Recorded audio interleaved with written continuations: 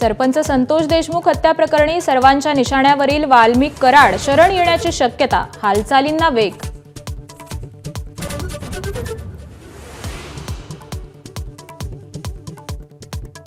देशमुख यांच्या हत्येसाठी वापरण्यात आलेल्या स्कॉर्पिओवरचे ठसे आरोपीशी जुळल्याची माहिती. 4 आरोपींची बँक खाती गोठवली, सीआयडीला मोठं यश.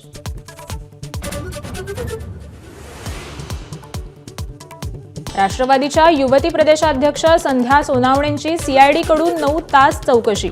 सीआयडीकडून आतापर्यंत 100 जणांची प्राथमिक चौकशी. धस यांच्या वक्तव्याविरोधात प्राजक्ता माळी आक्रमक.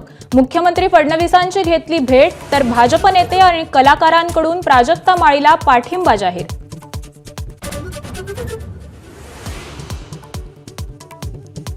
सरपंच देशमुख प्रकरणातील 3 आरोपींची हत्या झाल्याचा दमानियांचा संशय फोल. दारू पिऊन दमानियांना व्हॉइस मेसेज पाठवल्याचं पोलीस तपासात निष्पन्न.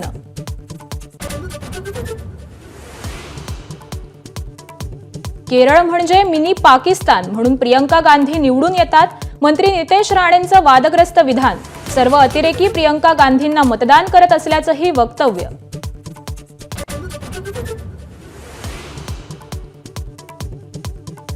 पालघर जिल्ह्यातील बोईसर तारापूर एमआयडीसीतील कारखान्याला भीषण आग. बाजूच्या 2 कंपन्यांना देखील आगीच्या भक्षस्थानी. जवळपास 4 तासांनंतर आगीवर नियंत्रण मिळवण्यात यश.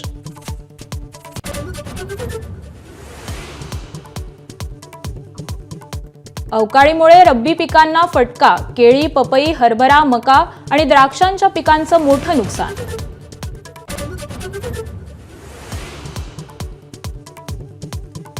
आज सोमवती अमावस्या. जेजुरी गडाला आकर्षक रोषणाई. गडावर भाविकांची अलोट गर्दी. एबीपी माझा, उघडा डोळे बघा नीट.